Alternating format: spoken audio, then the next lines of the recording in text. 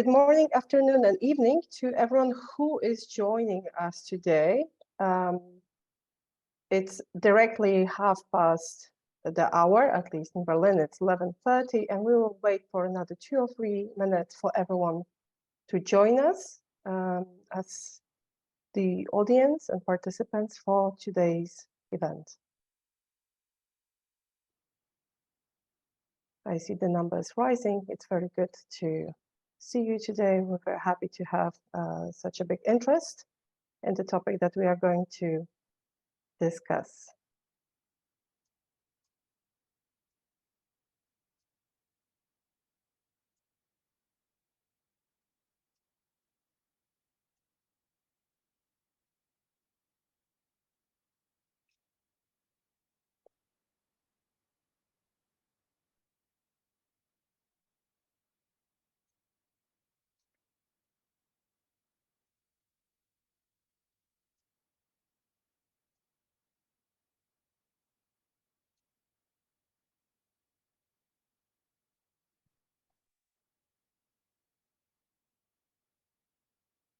We'll wait for another minute, and then I'll officially start the webinar for us all.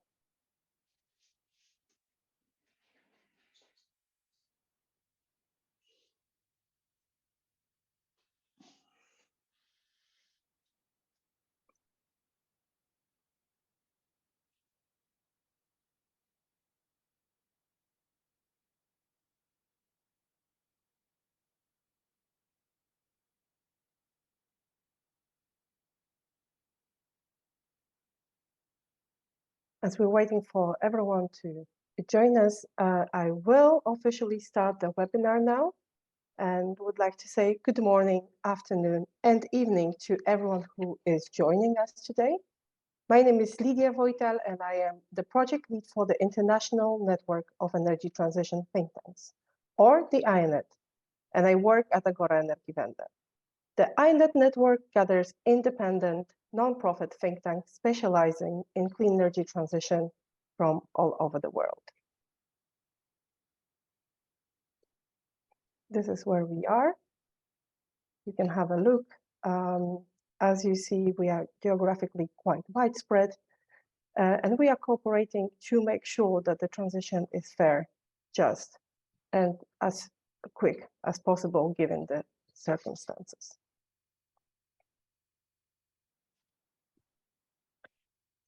Today, this network, the INETTT worker, has the pleasure to offer you the insights from the discussion between the experts from our 3 member think tanks, PARI from South Africa, IESR from Indonesia, and VIETSE from Vietnam.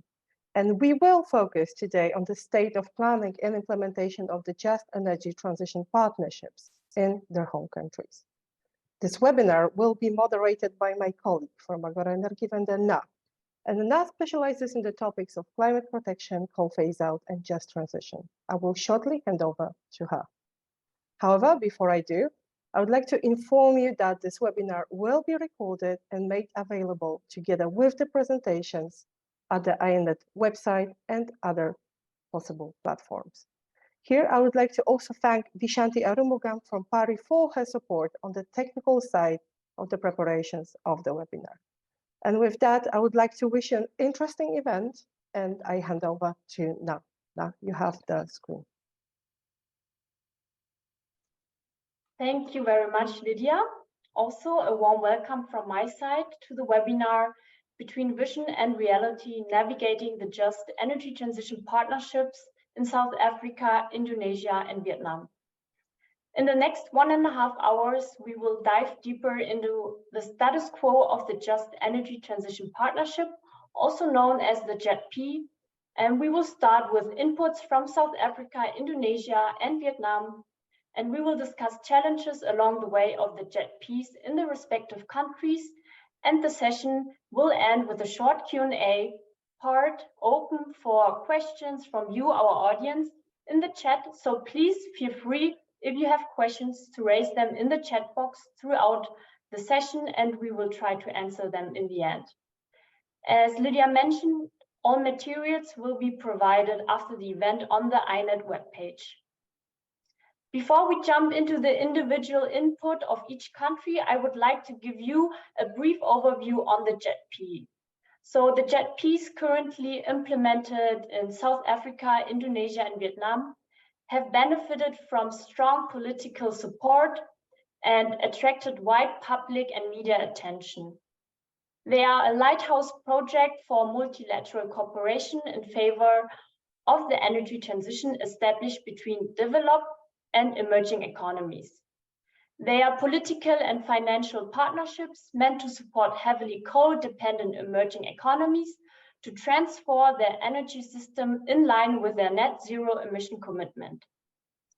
While the JETP cooperation is based on multilateral governmental cooperation, their planning and implementation should also include wider civil voices from businesses, from local civil society organizations. The challenges arises from a just transition must indeed ensure that workers and communities impacted by these transitions are not left behind. While the JETP funding partners, basically the G7, the EU, Norway, and Denmark, committed to support South Africa, Indonesia, and Vietnam in implementing their energy transition pathways in a way that is fair, inclusive, and equitable for all. Many billions financial resources have been put forward to meet these goals. And in addition, further partnerships with countries such as India and Senegal are currently under negotiations. And there has been some progress in implementing this partnership, in particular in South Africa. But where do we really stand today, and what is the expectations of the recipient countries? We have brought for you today 3 representatives of the energy transition think tanks from South Africa, Indonesia, and Vietnam. With them, we would like to discuss first the lessons learned from JETP's implementation in South Africa so far, and also recommendations for the implementation of the JETPs in Vietnam and Indonesia. So having said that, and having setting the stage a little bit, I would like now to introduce you to our 3 speakers and panelists. We will first start with an input from South Africa provided by Tracy. She's head of the Energy Transition Program at PARI. And then followed by an input from Indonesia, Fabby. He is director of the Institute for Essential Service Reform, IESR, and Minh, chairman of the Vietnamese Initiative for Energy Transition, will close the first round of input. So having all the panelists here, hello. We will start with Tracy. Tracy, please, can you give us your perspective on the progress of the JETP program in South Africa? Please, the stage is yours. Thanks, Na. Hello, everyone. Let me just quickly get the presentation up. So what I would like to do in this session is just give a short overview of South Africa's JETP, where we are at the moment, and some of the challenges that are being faced in implementing it. So I'm sure as you all know, our JETP is the first one. It was announced at COP26 in Glasgow, and then South Africa undertook to present a more detailed investment plan at COP27, which we did. So that's an investment plan that runs from 2023 to 2027. And that sets out the main areas where we believe that action is required, and then put some numbers and investment to make an overall investment plan. The way in which the JETP was envisaged is set out in a political declaration, which really sums up what the JETP is about. It's to set up a partnership to support our pathway to low emissions. So what I've highlighted there is that the overarching aim of the JETP is to accelerate the just transition, and particularly decarbonization of the electricity system. So it's intended to make that entire transition take place at a much higher rate, to support the country to moving towards new economic opportunities presented by that transition, such as electric vehicles, green hydrogen, It's important to note that the JETP is specifically located within the framework of a just energy transition. So it's not there to support any old transition. There's very much a focus on a just energy transition, which is defined largely in terms of mitigating the negative and social economic impact of the move away from coal, as well as addressing the historic damage that has been done to people's health and to land and water systems from coal.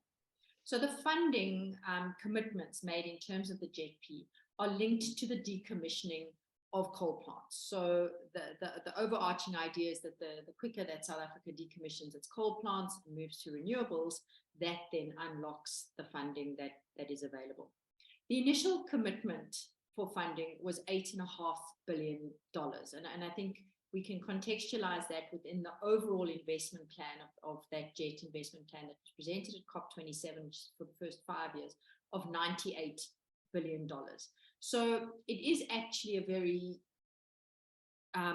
relatively small component of the overall funding requirement of the country's transition at this stage. And there's currently not much clarity about exactly how or when that funding is going to materialize and how it is going to be allocated. A small amount of funding has materialized, but the terms on which that entire R8.5 billion is going to be made available to the country, or exactly where it is going to be allocated within that investment plan, has not yet been decided. I think it's important to point out here that the JETP, the implementation of the JETP, the partnership and the funding associated with that, is linked in multiple ways to the implementation of the overarching investment plan. So the quicker that South Africa implements its overarching investment plan and the more rapidly it implements its overall energy transition, in theory, the quicker the milestones for unlocking the JETP funding will be achieved. On the other hand, we believe that more evidence that the JETP funding is going to arrive quicker can also support a more rapid investment plan implementation. So the two things are linked in various ways. But it's important to point out that a JETP is not the same thing as a JET. The idea of the JETP is that it's only one input to the just energy transition in a country. It's not a substitute for that energy transition, but it is intended to be what we could call a catalytic intervention. So the assumption is that the JETP is necessary to make sure that a more rapid energy transition takes place. And this means that a JETP, or certainly in South Africa, is based on certain implicit assumptions that something that is assumed to be in place. The first thing is that the country has an existing strong national commitment to a decarbonization agenda, and that the promise of access to more concessional grant, cheaper funding will accelerate the implementation of that agenda. So those are the two implicit assumptions behind a JETP, and that really is the vision of the JETP. The reality in the South African context is much more complicated than that. And there are a number of obstacles that need to be overcome in any successful energy transition in the country. We believe that those obstacles are more numerous and more complex than the JETP framework seems to be taking into account. And we want to highlight the following. First of all, there's no unified commitment to a rapid decarbonization agenda, and that is either politically or popularly among the larger population. The issue of the energy transition, particularly the pace of the energy transition, is highly contested, particularly by people who are going to lose their jobs in the coal sector, people who live in coal mining areas. We believe that the current definition of what constitutes a just transition in South Africa is actually inadequate to build that popular and political consensus. And then lastly, South Africa is not in all areas, but in many critical areas for a rapid implementation of something as ambitious as a just energy transition, is in fact a low capability state. So what can we say about these key issues, which are really the support for coal, which then becomes de facto opposition to renewables? We would say that catalytic interventions like a JETP, if they're going to be successful, they need to be focused on the issues that are actual barriers to a rapid transition, and not just on the assumption what those barriers are. And as I said, the assumption of the JETP is that the barrier really is access to funding. Although I think there has been some disappointment around that funding model to date, it appears that the amount of concessional funding in it is actually going to be quite small. It's not going to be as cheap funding as we thought. It's not the most important issue that has to be overcome. As I said, I mean, a JETP is only one part of a JET. Support for coal, which is not necessarily the same thing as opposition to renewables, but it expresses itself as opposition to renewables, is widespread, and it appears to be growing. South Africa is in the midst of a critical electricity crisis. At the moment, we have about 8 hours average power cuts a day. It could have been the ideal basis for a rapid transition to renewables, but in some places it is becoming the excuse, in fact, to double down on coal. And there are multiple contributors to the state of affairs. There are vested interests in coal, and those are not necessarily all bad things. Someone who is employed in the coal mining sector has a vested interest in coal. It's not necessarily a bad thing.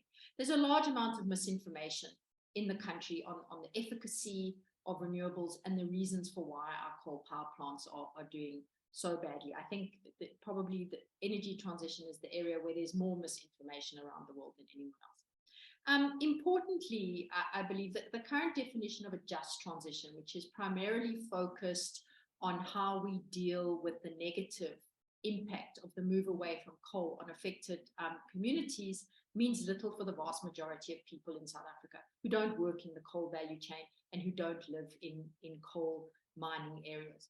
There is very little in the way of a meaningful development dividend for a country that has very high household poverty levels. 55% of the South African population lives in poverty.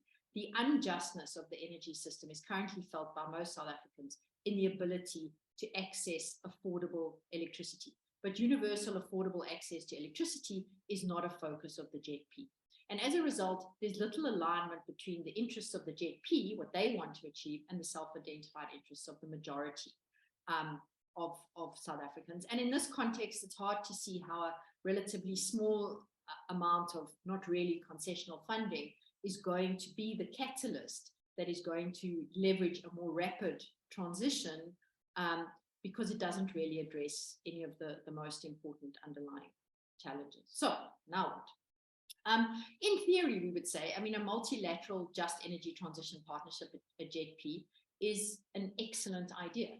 Energy transition is a global problem that requires global solutions, but it needs to be a partnership in the genuine sense of the word, which means it needs to be built on much more than just a carrot of funding in return for delivering a predetermined list of objectives that external parties have decided are important for the country. And we would say a meaningful JETP in the South African context is one that is mindful of local context.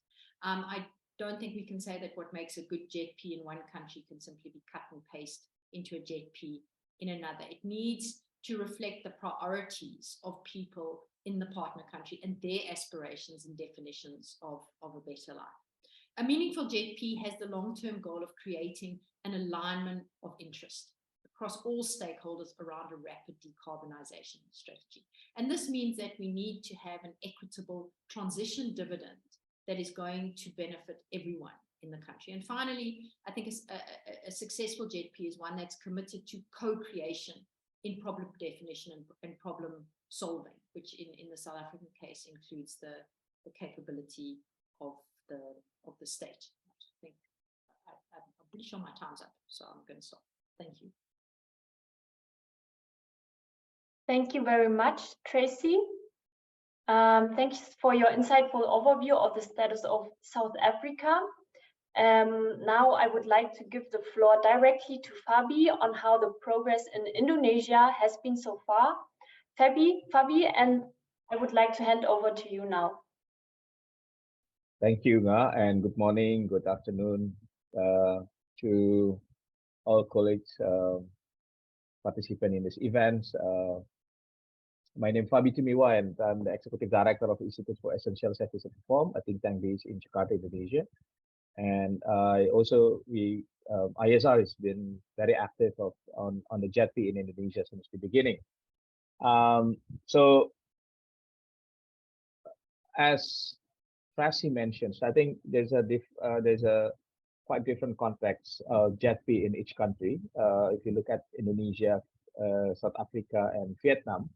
So in Indonesia case, the JETP, Indonesia JETP was announced on November last year during the Bali G20 summit. So Indonesia was the president of G20 last year, and in the middle of the summit we announced this JETP.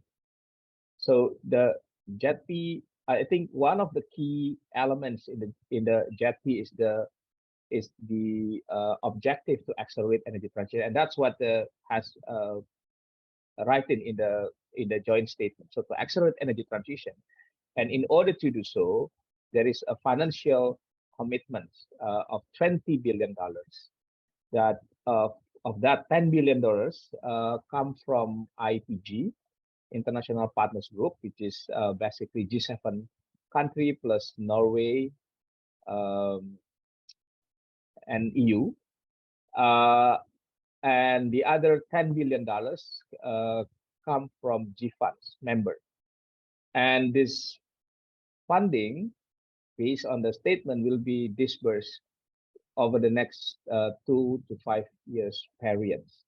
In order to make this financial commitment be implemented, the Indonesia JETP require what is called comprehensive investment plan, which consists of the investment plan, so it's kind of list of project pipelines, and policy plan.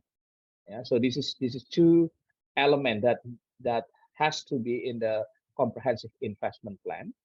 And Indonesia JETP covers power sector, and that's include both what we call on-grid power, which the state-owned utilities business license area, and off-grid power and captive power in industrial use. Yeah, so it's both utility and both state-owned utility and non-state-owned utility. So what is the target of Indonesia JETP? The target is very clear, and this is, I think, the indicators or target to be reached by this initiative. So it stated that peak power emission of the power sector emission by 2030, there is an absolute value of 290 million ton CO2, and this is actually down from the baseline 3,507 million ton CO2. So 290 is the target, and also net zero emission by 2050. So this is a very clear target, and with that also the JETP also target to increase renewable energy mix at least 34% by 2030. So this is a two target, yeah, peak power emission and renewable energy mix, and this is actually higher than the government on target. The government on target by 2030 is around 26%, and JETP target is 34%.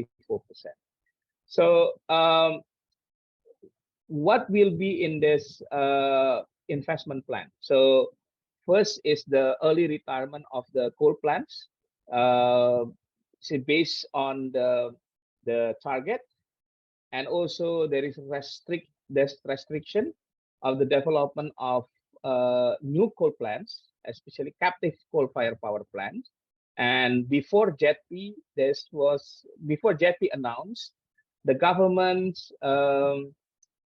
announced presidential regulation number 112, which also stated that that all coal plant must be phased out by 2050. Yeah, and the regulation also said that to freeze the existing pipeline. So there is no new coal project except those who are already in the pipeline before September 2022. So this is part of the JETP now. And in terms of the structure of the government, so there's like two layers of this. The first layer is the government side. So between Indonesia and IPG. So in Indonesia side, the government established Indonesia Decarbonization Energy Transition National Task Force. And this is under presidents and comprises of different ministry, like Minister of Energy, Mineral Resources, coordinating Ministry of Maritime and Investment, Minister of Finance, Minister of State-owned Enterprise, and others. And the other side is the International Partners Group. So both government made political decisions on when it comes to the JETP. So this is the policy making or decision making part. But to implement the JETP or preparing the comprehensive investment plan is carried out by JETP Secretariat. Under JETP Secretariat, which currently are being facilitated by Asia Development Bank, so they provide international support for the Secretariat. The Secretariat itself is now located in the Ministry of Energy and Mineral Resources, and chaired by the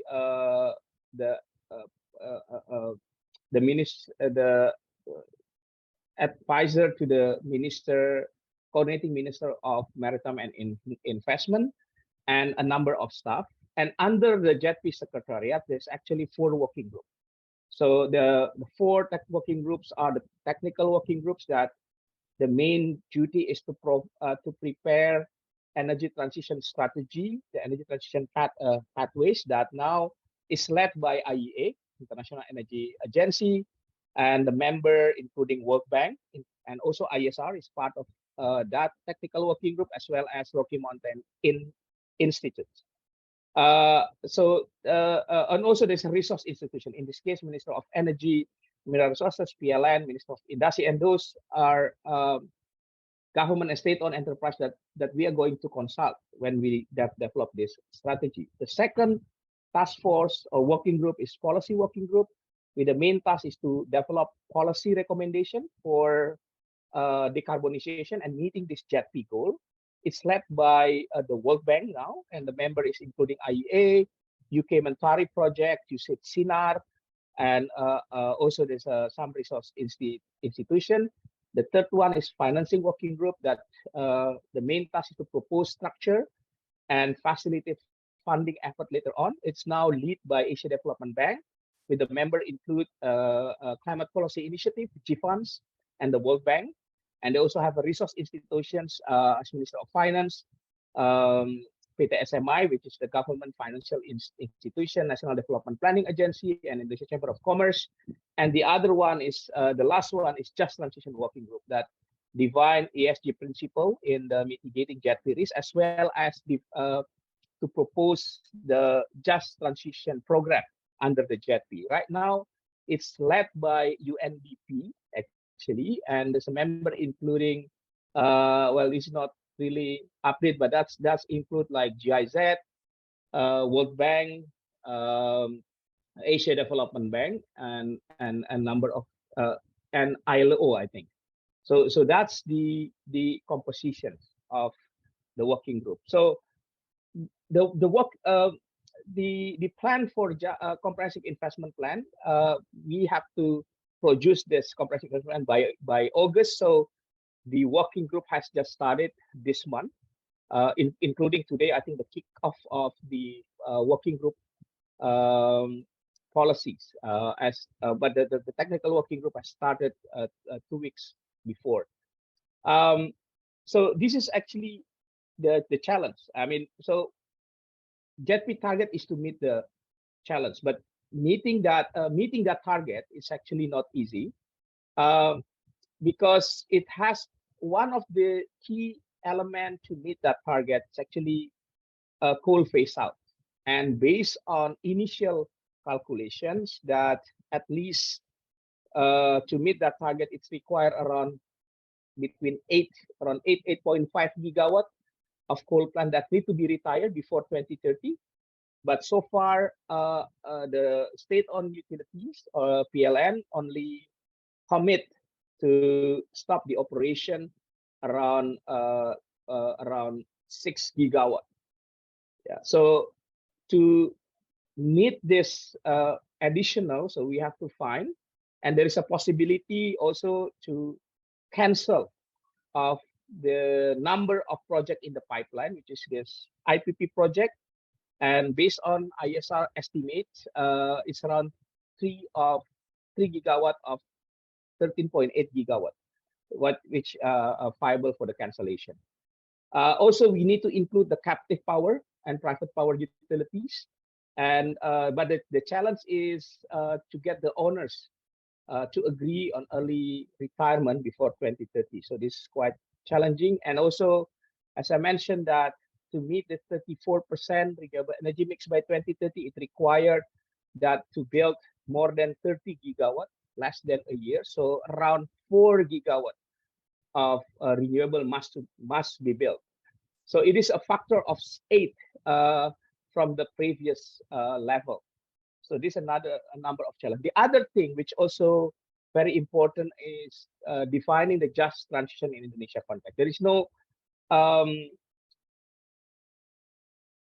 a standard definition of the just transition. If you look at the number of documents, including JETP documents, the just transition means that equitable energy transition for workers and communities, especially those most affected by the energy transition away from coal.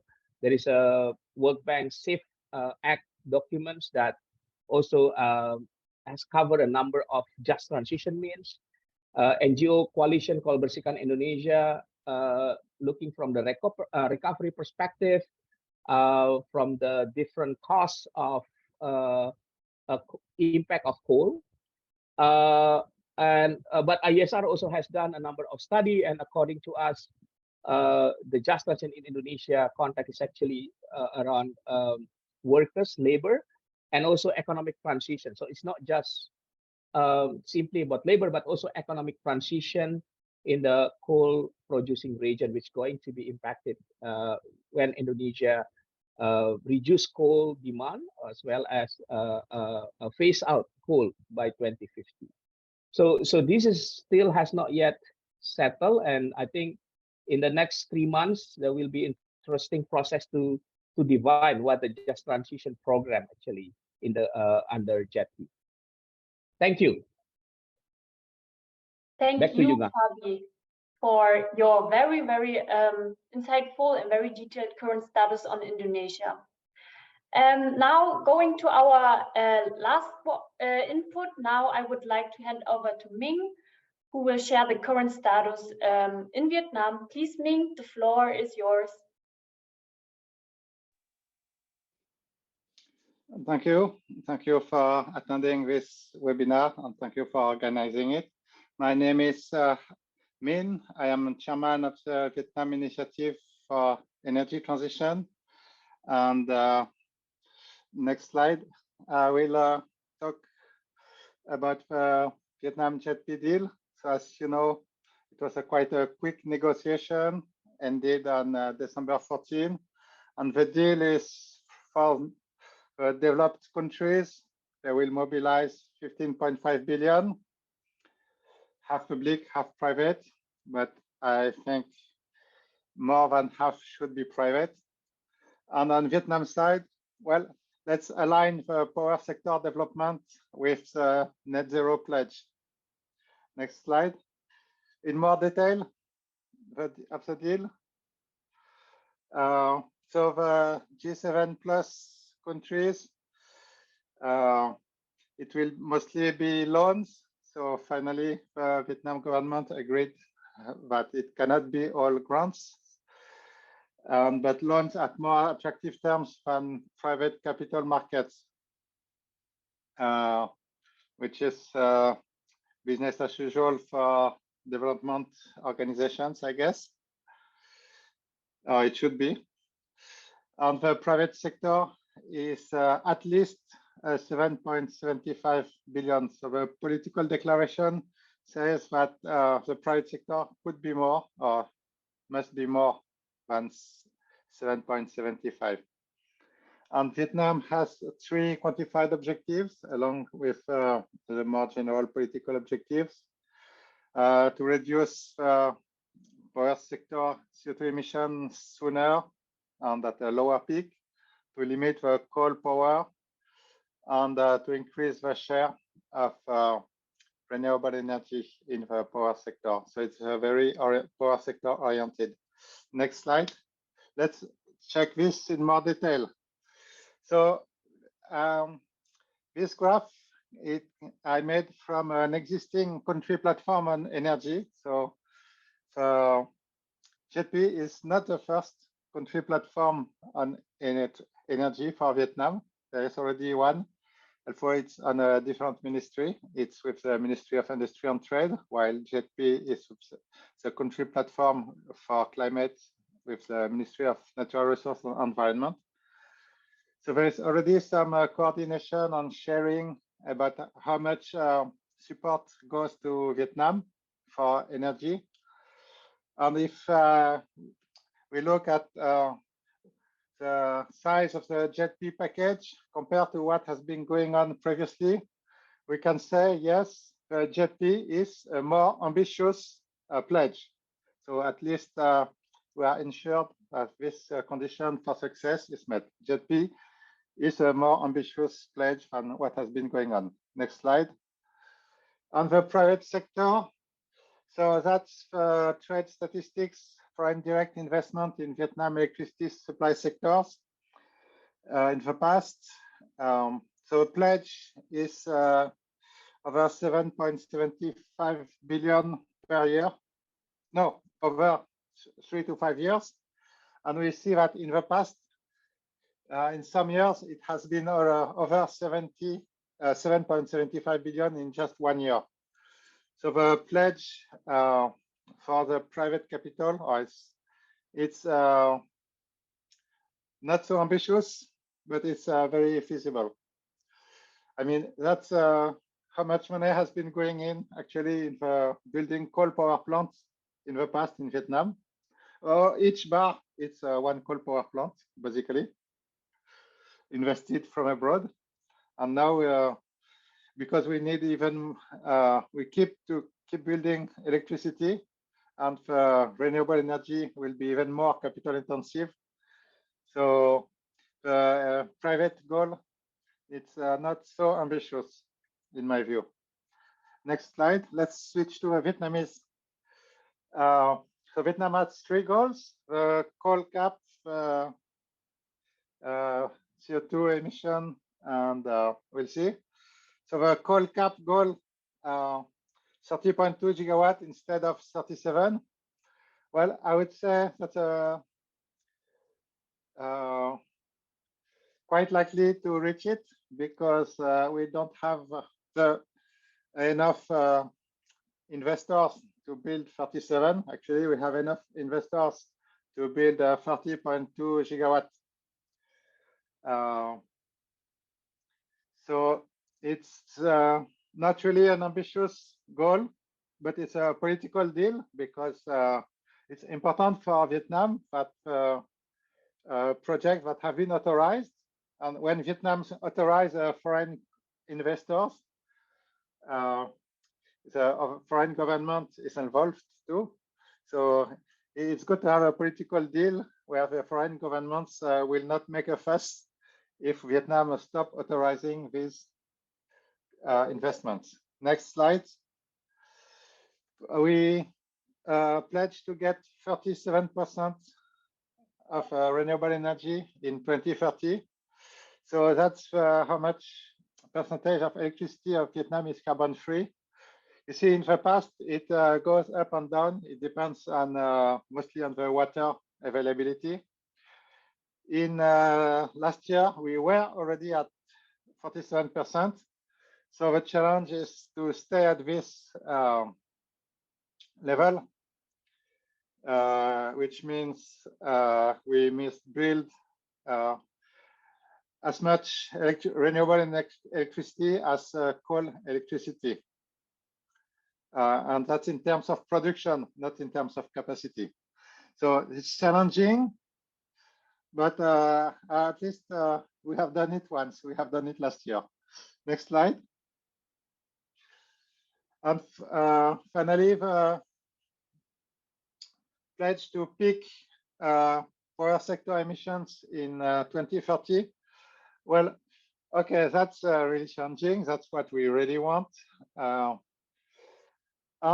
there is an official scenario published by the ministry named Net Zero Scenario of Vietnam Energy Outlook Report, supported with the Danish Energy Agency, that achieve this objective and at economically acceptable conditions. So to conclude, on the next slide, we have to move forward on the resource mobilization plan and to align the power development plan on the net zero objective, and to restart the renewable energy sector, because that's the necessary and sufficient condition, I guess.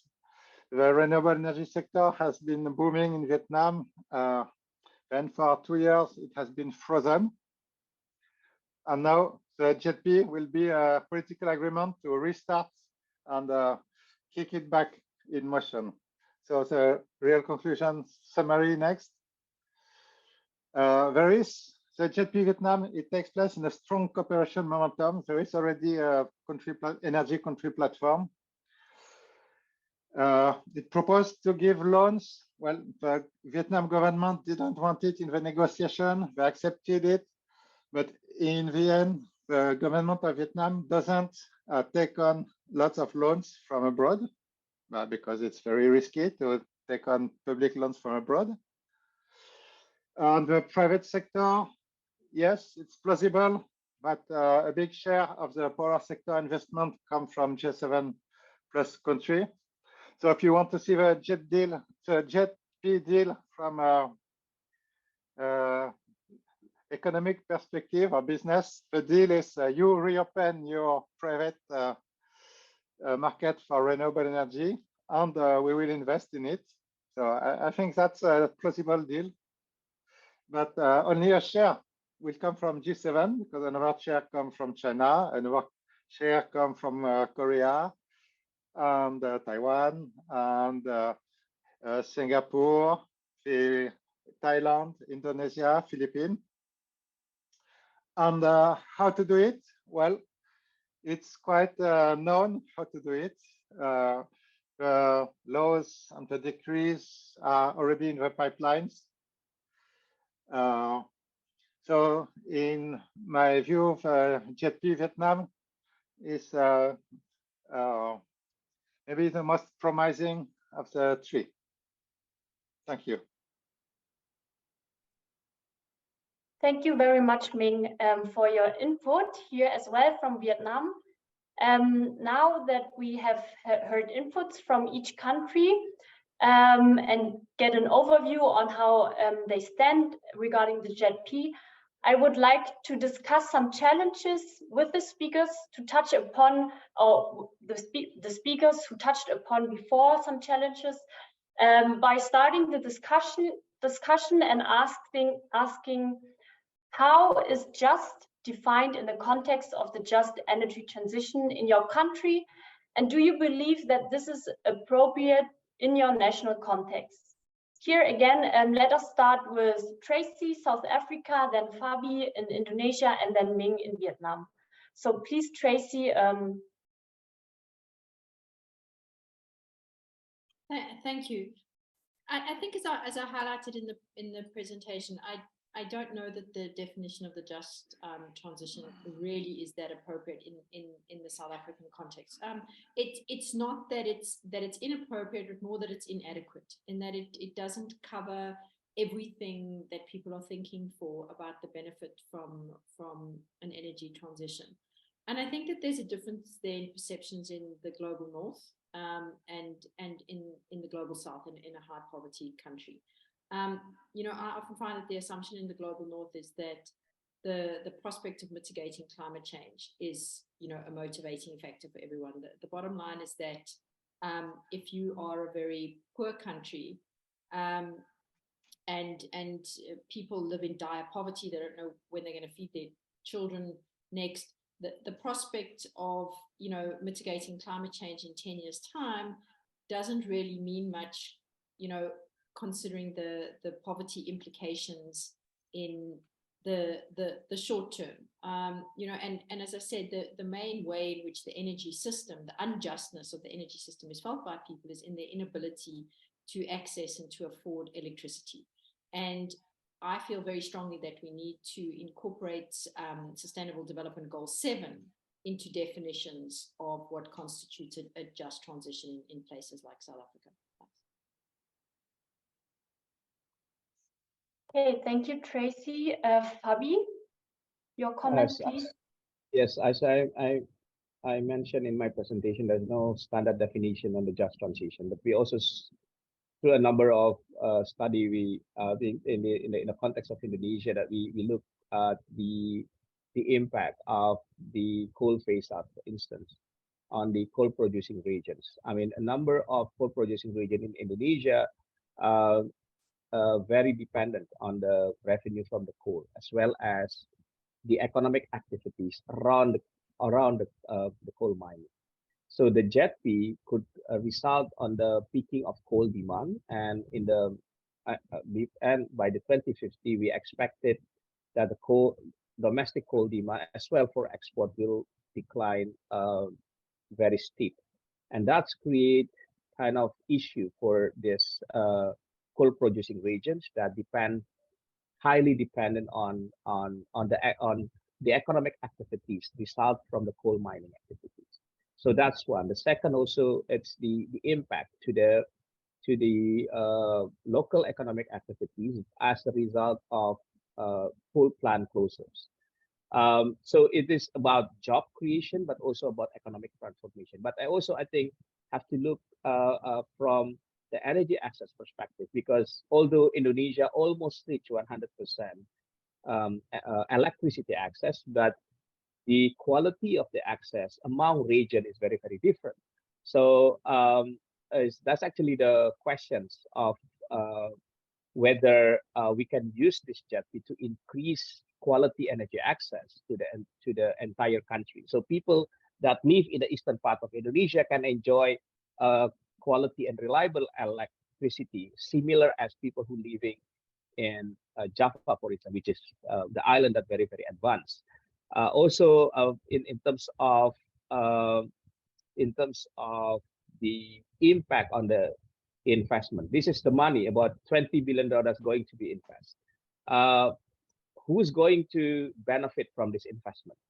Right. So I think that's also a question, because we know that most of this fund is going to finance a big project, right? So in this case, let's see. That's depend when you can include. I think in this context, development the development of small scale renewable that can be managed by local community, for instance, in order. So, but it has to be a more creative effort to create this kind of investment pipeline, which also we see that this 20 billion also can be benefit not only by the big investors, but also by the communities that can come up with the community-based project, renewable projects. Thank you, Fabby. And now Ming, please. Yes, as the previous speaker said, there are no right definition of just energy transition, so I will try to give 5. From the Vietnam government perspective, there's a external definition of just like common but differentiated responsibility. So it's a diplomatic ground for Vietnam to access preferential loans, and I think everybody agrees with that. Developing countries and the Vietnam Ministry of Finance. Then we have second is access. Access is mostly solved in Vietnam, so we don't stress that. We have keep the low electricity price and retrain workers. Yes, that's in the Just Energy Transition Declaration. I find this personally ambiguous because it's as much about competitivity and international competitivity of the economy as about justice, because we want low electricity price, not just for households, but also for corporations to invest in Vietnam. And we want a skilled worker and the new technologies, yes. And the fifth and final aspect of justice, which I think is very important in a political deal, is it means the energy transition is not in the hands of the ministry in charge of energy, because it has social aspects. So it's managed by the central government. So the just energy transition, it forces electricity planning to obey the prime minister and the long-term net zero goals. And that's one definition of justice that Vietnam policymakers give, which I think is very important. Reinforce the central government. Yeah, thank you very much, Ming, as well. Thank you, you three, for trying to define just phrase in your context as well. Now, my next question, and also, is how was civil society, because just and civil society are connected somehow. How has civil society been involved in the process of defining the details of the JETPs in your countries? Again, please, Tracy, then Fabi, then Ming. Yes, please. This is also a contentious issue, and I mean, the answer depends on who you speak to. You know, I think that there is a lot of assertion from civil society that they have not been sufficiently consulted. On the other hand, people that are involved in drawing up the Just Transition Investment Plan, involved in the Presidential Climate Commission, you know, they will say that there has been significant amounts of consultation. I think what we need to understand is that a lot of the time when people say we haven't been consulted, they don't necessarily mean that no one came to us. What they mean is that we don't believe that we've been heard. We don't see our input in the plan. We don't believe that our point of view has been incorporated. So I think it's important for us to differentiate between kind of consultation that involves taking a plan to people and saying, what do you think? And, you know, if they really hate the plan, we just pretend we didn't hear them. And between genuinely sitting down and incorporating people's point of view. And obviously you can't do that. I mean, because people have opposing points of view. So how do you decide things? So I think this issue of consultation is often about whether or not people believe that they have really been heard and whether their concerns have really been incorporated, rather than whether they have you know, kind of been consulted in the physical sense. But it is an issue of considerable contestation in South Africa. Thanks. Fabi, please. Thanks, Tracy. Yes, thank you. I think same as in South Africa, there is no like formal consultation process during the preparation of JETP. So during the negotiation stage, I think last year from January, February, until before the announcement of the agreement in November, there is no like formal consultation with the society. But I have to admit that it really depends on who you talk to. For instance, like IESR, we have more proactive, I think, to approach a different both IPG member as well as in the government of Indonesia that we know. And we give them kind of a briefing and share our positions. And there's a number of occasions that IPG, well, in this case, because in JETP Indonesia process led by US and Japan, so a couple of times that we are invited to have a one-on-one meeting with them and provide our view about our suggestion on how the JETP should looks like. So we are more proactive, but I think there's also a number of institutions, civil society that proactively provide input and feedback to the during the process, but there's no formal one. I also remember after the agreement made and it's announced, there's a number of informal discussion, which I also personally attend with Indonesian government. I think to get some initial perspective about how the JETP should be structured. I think, and it's initiated by the Indonesian government, and they invite labor groups, civil society to provide this kind of perspective, view, and the perspective. But also, I think if you look at the current structure, there's a number of civil society that involved in each, say, in each working group, right? And I think there's an intention from for the government side also to include them, and also my understanding under the work plan, there is a process to have like stakeholder consultation later on before the comprehensive investment plan finalized. I think so. It's a good, but again, we are just in the beginning of the process. Everything is still very, very dynamic, but I think it is a very but it also creates opportunity for civil society and labor groups, and I think it's very, very important that we have to prepare ourselves when this opportunity comes. We can provide the input and feedback to sharpen the JETP implementation. Thank you, Fabby. Now, Minh, please. Thank you. So, Vietnam is not aligned on G7 governance structures.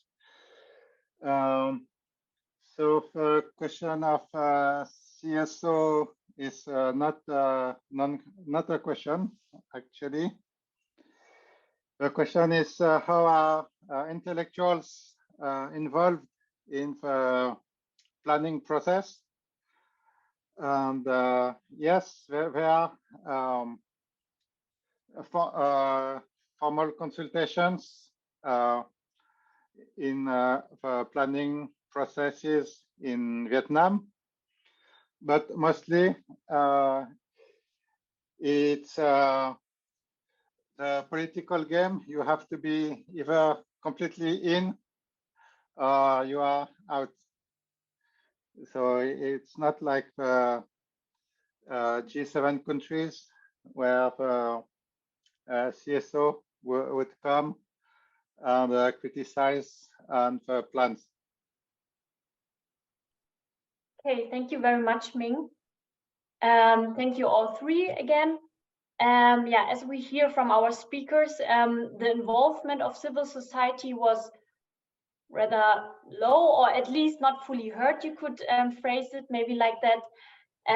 So now coming to my next question, and I would like to go a step further and ask you, what do you think are the main challenges, issues that need to be addressed in your countries to improve the likelihood of a successful implementation regarding the JETP?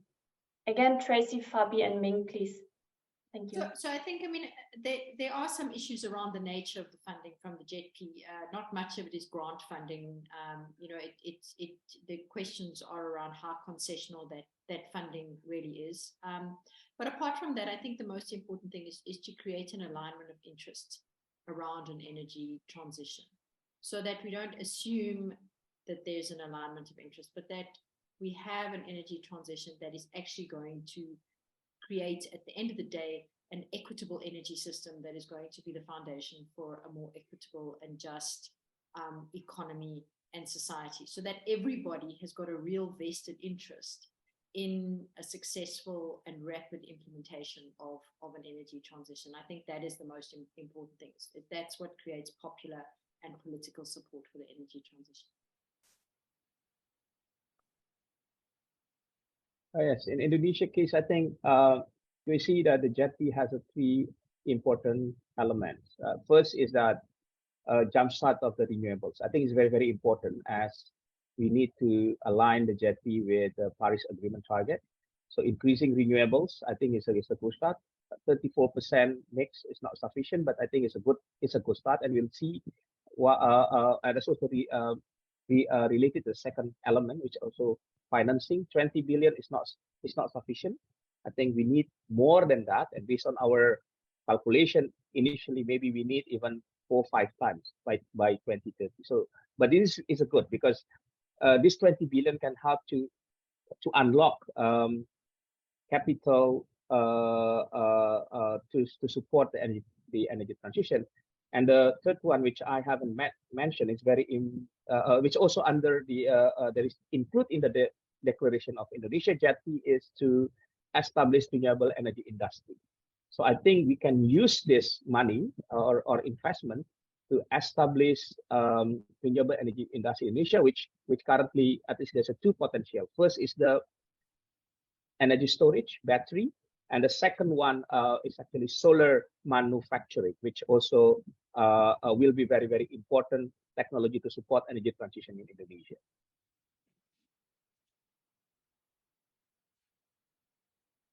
Vietnam. I'd say JETP is not much focused on the grid,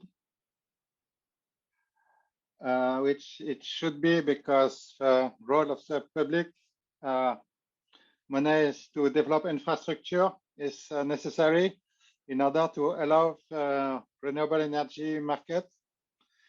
So I would see more focus on the grid, perhaps a bit like what could be done in ESCOM, say put some money to a national electricity company. And also, it's very important that the JETP accounts for the need to have a good governance and integrity in the public affairs. Foreign aids, so it can be toxic if loans are bundled, and if every country try to sell their own technology. So the idea of a country platform like JETP is to put all the money together and cooperate in giving or loaning money. And even through, that's the idea. Okay, we try to do better international cooperation. It's never as good as private money. So I think the JETP should be rebalanced and have more, expect more from the private than from the public. Okay, thank you very much, Minh. Thank you, you three again. And now that we have heard insights from our speakers, we would like to go over to you, our audience, and pick up some questions here. But before that, I would like to also welcome Nhien from Vietnam. Nhien is the Executive Director of the Vietnamese Initiative for Energy Transition, VIET, and the first think tank in Vietnam to specialize in energy transition policy and climate protection. She has more than 20 years of experiences, and we have her here also today in the Q&A session to answer questions about Vietnam. So welcome, Nhien, as well. And now I would go to the questions, and I will structure it as the following, starting with questions to everybody, and then see if we can go into the individual countries. So my first question, and again the same order, I would say Tracy, Fabby, and then Minh or Nhien, and then we go on. So my first question here from the Q&A is, what are the panelists finding as the common concern for South Africa, Indonesia, and Vietnam around the JETP funding? So please, Tracy. I think, I mean, just speaking for South Africa and Indonesia, I think it comes back down to this issue of exactly how a just transition is defined. And then in South Africa, it's about the nature of that funding, whether or not, you know, that promise of that funding is actually something that's going to unlock the JETP, or, you know, if it's on the same terms as South Africa could get funding somewhere else, there's no incentive in it. And at this point, it looks as if there's hardly any grant funding in that funding, and very little highly concessional funding. So the question is, you know, is it really an incentive? Well, I think in Indonesia case, well, you see, financing is the issue. I think similar of that $20 billion. It's not clear what type of financing mechanisms will be in place. It's but we know that, for instance, for the coal retirement, early coal retirement is really it requires concessional finance. But also, I think that the questions on this on financing just transition program, which currently is not unclear. Also, I think there's a number of risks associated with the disbursement of the fund. The 20 billion is actually the pledge, right? But how it's going to be disbursed, it depends on the project that will be financed later on, and that really depends on what kind of project, depends on risk appetite, especially from the financial institutions. Then we will see whether they at the end this project is going to be financed. And again, I think in Indonesia JETP declaration, it states that the disbursement of the finance will be in 3 to 5 years. So between 3 to 5 years, there is a lot of can happen, right?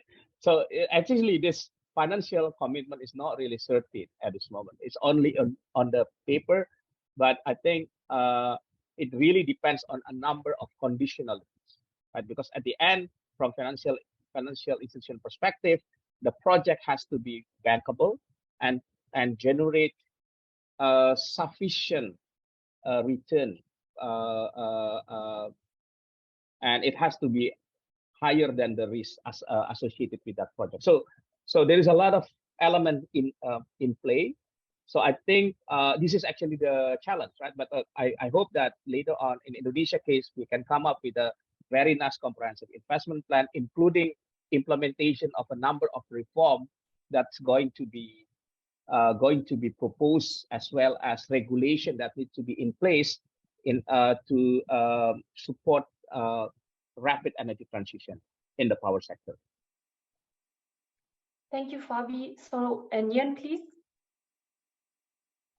Yes, I have the same opinion as Fabby said. I think the most common thing is how the government coordinate to each other, like IPG and the Vietnamese government. And secondly, it's about the comparison between the Z-Fund and the domestic bank, commercial bank in Vietnam as well. So the most important is here is like how we can mobilize the finance resources to accelerate the energy transition in developing countries like Vietnam. So I think it's going to be more focused on the investment and policy to change the situation to really support for the clean energy projects in Vietnam. And we also can see that the interest of the ZESP is from the government side is also kind of like encourage for the government to define the new policy, new mechanism, finance mechanisms that support for the clean energy project, which is like already quite like very, I could say like it was booming in Vietnam for the last 2 years. And then we also can see in the future, in the case that if we reduce, we have to reduce CO2 emission, then we have like alternative resource to have our power system sustainable development. Thank you very much, Nhien. Maybe going to the next question, and very interesting question is, I'd like to ask all speakers what they would like the partner countries, so the developing countries, to do differently. So please, South Africa, Indonesia, Vietnam.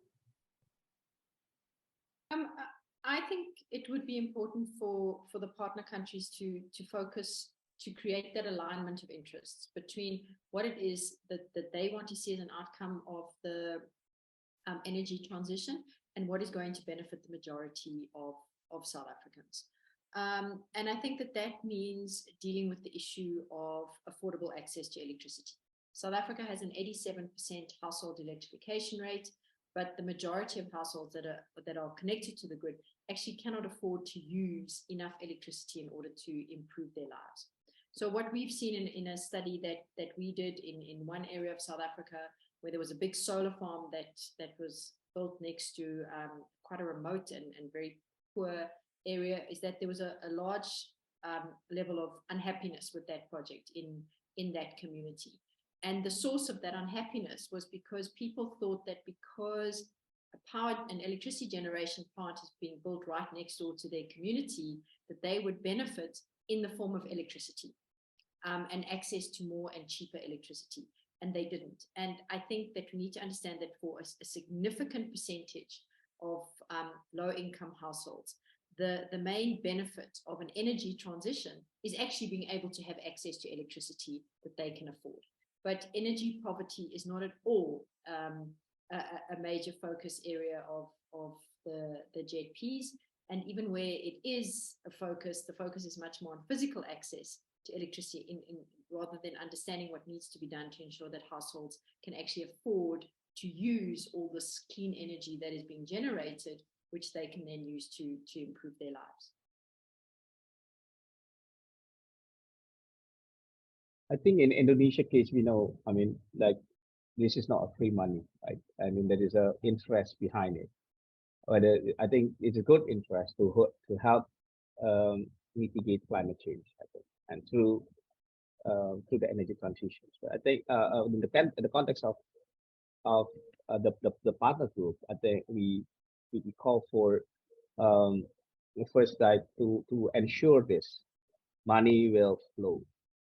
Yeah, we learned from climate negotiate, from the climate finance, right? This is the country that already promised, but not delivered. So I think it's very important to make sure that after all of this, the money will come, because until now it's only pledged, right? There is no certainties that the money will. So I think we have to make them accountable as well. The second one, which I think now in Indonesia context, because the JETP is in the process, I think the partner group should give more independence to the Indonesia side to work and deliver what is actually needed for Indonesia context without or with limited interference. I think it's kind of the trust. There should be enough trust that at the Indonesian side that we are going to deliver the comprehensive investment plan that really meet our needs, I think. And I think the less interfere from the partners group is better for the country to deliver the investment plan that could align everybody's interests. Yeah, I think for Vietnam, it's going to be about the, yes, firstly, I fully agree with Fabby that, I mean, the commitment is commitment, right? But once we talk about how much and how as a finance will come to the developing countries like Vietnam. In our countries, then we think we have developed see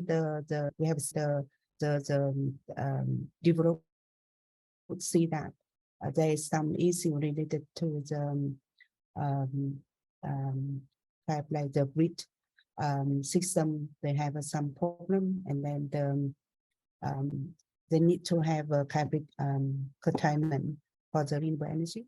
So the more we talk about the just energy transition, the more we think about the people who are invest in the renewable energy in Vietnam, who have difficulty at the moment to fit the electricity from the wind farm or solar farm up to the grid system. We also think about the people who are working in the coal power plant and or coal mining. We have considered all the right from the investor and the labor who are working in the power sector to support for the country's development. So we think ZETP is a new mechanism, and we want to see how the developed country behave and really work and deliver the right. I mean, when they have some kind like a negotiation with our government.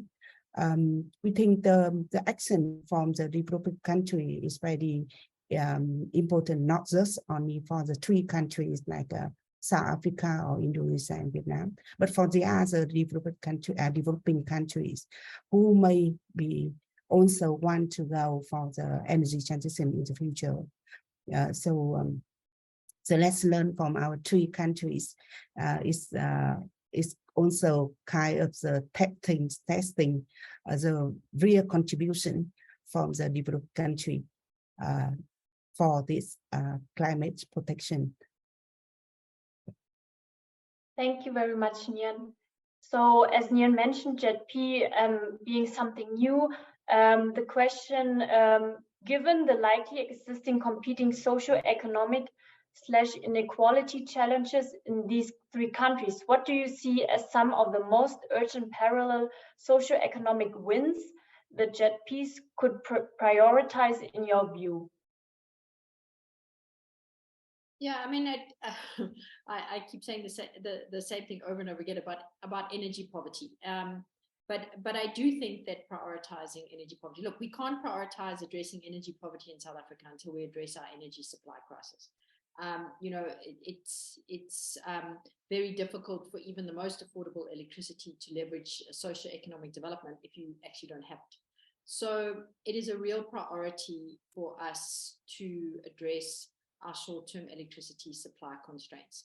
But down the line, we have to think about energy poverty. The research shows that households that have got access to affordable electricity are 3 times more likely to start their own small business than households that don't. The ability to afford electricity for clean and safe cooking is fundamental to household nutrition, child malnutrition. The data shows that households sacrifice food expenditure most often to pay for electricity. So there are significant development injustices. There are significant ways in which the inability of households to use electricity for development, in fact, undermines national development goals. Plus, it creates the situation that there's no kind of vested interest in the benefits. People talk about the fact that renewables are cheaper than coal, and yes, renewables are getting cheaper and cheaper, but it doesn't really help if that is not passed through in a meaningful way to low-income households. A household that lives below the food poverty line, that doesn't have enough monthly income, total monthly income, to buy a basic basket of food, and that is 25% of households in South Africa. Those households cannot afford to pay any tariff for electricity without sacrificing food expenditure and thereby damaging their food insecurity. So we need a way of looking at affordability and energy poverty that reflects the reality of living in a very poor household and in a country with very high poverty levels, and understand that there's significant interventions that are required in order for us to be able to fully deliver Sustainable Development Goal 7. And if we can't do that, it's almost impossible for us to create an alignment of interests between everybody in a country and an energy transition. We need an agreed future of what our energy system is going to look like, not just in terms of the generation mix, but in terms of the real benefits it's going to deliver everyone who lives there. In Indonesia case, we can, with this JETP target to increase renewable energy mix, in the power system, and that size is it's kind of the big thing. In our calculation is around more than 35 gigawatt new additional capacity needs to be built to meet that target. So it's so it could create a demand for the green jobs, and I think it's really good as we expect to reduce coal plants and increase renewables. So this like green job opportunity. So I think with that, then maybe the government could also think to prepare kind of the training and skill development to be able to prepare this new opportunities on the jobs. Also using that demand, I think, to create local manufacturing industry for renewables. A number of renewable energy technology, for instance, solar, which should play a very important role in this energy transition in Indonesia. It's actually we actually import from overseas, mainly from China. Not only that, but also the other components, which also the other technologies, renewable energy technology. So we can use this like future demand to create our domestic renewable energy industries. And I think it will help also country not only to fulfill our own need, but also potentially could be export commodity at least to the neighbor in the region and Southeast Asia region. Yeah, I think it's the same for Vietnam. We think the most important is how to build the domestic supply chain for the renewable energy development in the countries, and also to reskill and upskill, upskilling the people who are working in the power sector for better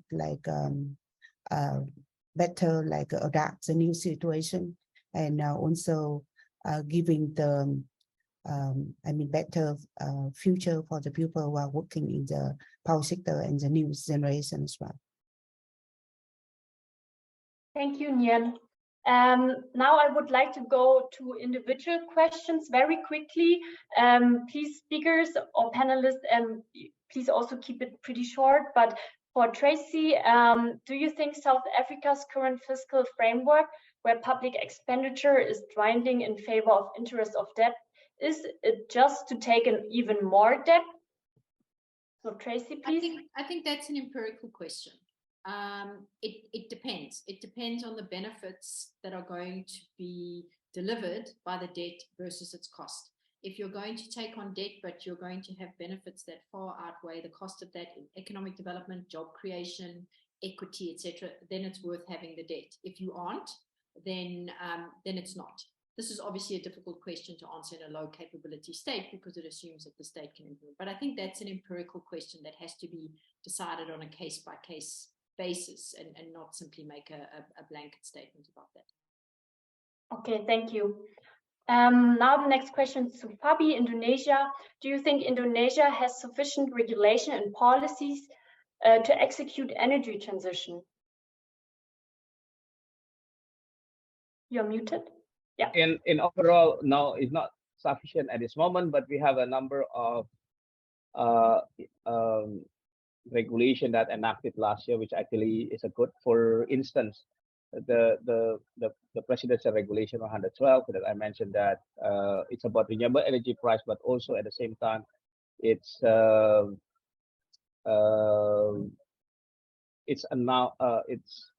mandated to for the government to prepare coal phase out roadmap until which also that came before the JETP, right? So this is a good step.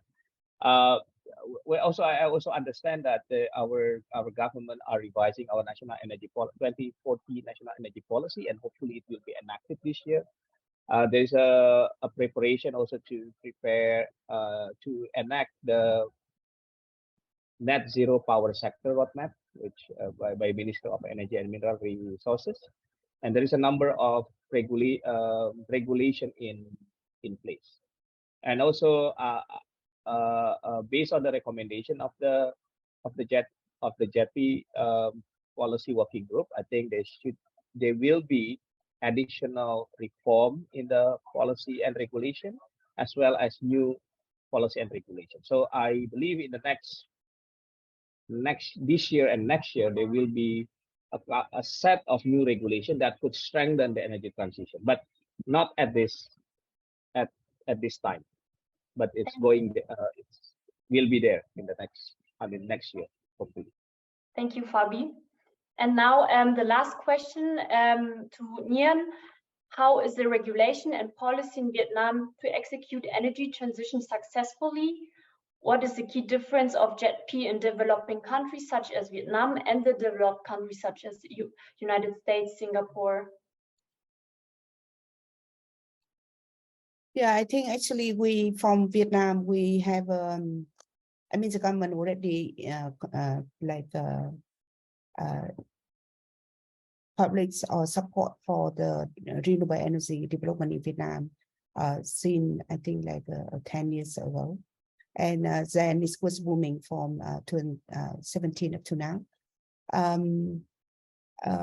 But I think the energy transition is it's a bit on one hand, it's about the renewable energy development, but on the other hand, it's about the reduce of use from the fossil fuels. So for the reduce the use from the fossil fuel, we do not yet have any regulation, officially regulation to that. But actually, there is some regulation from the government side to set the reduction of the CO2 emission. So indirectly, if you reduce the CO2 emission, for example, for the transportation, then that means you reduce the use from the fossil fuel for the transportation, right? So, but then what kind of the mechanism that really support for the, for example, for the EV? Because here we can see there's one question about the EV investing. So for the EVs, then we really have to think about how we develop the infrastructures for the EVs. So I hope that under the ZP negotiations, the government will have some special regulation or mechanisms that support for the development of the EV in Vietnam. That could make the decision to reduce the CO2 emission in the transportation workable in the reality. Yeah.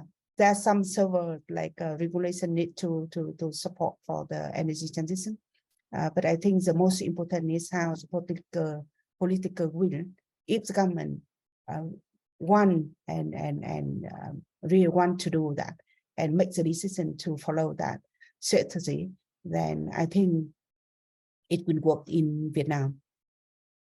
Thank you very much, Nhien. Thank you, everybody of the speakers and panelists. So we still have a few minutes left, and I would like to really quickly, in one sentence, of each of our panelists to give us a wish, a lesson learned, a takeaway of today's session, starting with Tracy, Fabby, Minh, and then Nhien, and really short, one sentence. So, I mean, I think the JETP is potentially a really, really great idea, but it needs to be fully reflective of a local context and local challenges to be relevant. I see JETP as an opportunity for Indonesia to jumpstart our energy transitions. I think there's a big potential, but again, depends on how we are going to plan and implement it. And I think every country has a very different, unique situation, which I think is also very useful now for civil societies and others to use these opportunities and shape the JETP plan and implementation in our own respective countries. I think the three countries are very different, and there is a priority in electrification, and the JETP should address in the natural priority. So first, physical access, then affordability, and then greening the electricity.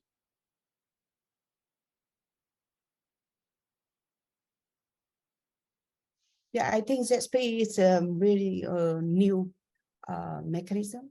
And I really hope it can happen and support the developing countries to go forward with, I mean, in long term, it's going to be the net zero, right? So I think I hope this mechanism will work able in Vietnam. And I really hope that the government will take this ZSP commitment as the center for develop a new policy mechanism that support for the energy transition in Vietnam. Thank you very much, everybody. Thank you to our panelists on the last sentences. And thank you also to our audience for participating in this event. I hope it was fruitful for everybody and everybody could take something home. And with that, I'm wishing you a good afternoon or evening, wherever you are. Thank you very much and goodbye from my side. Thank you and goodbye. Thank you. Goodbye. Thank you. Thank you.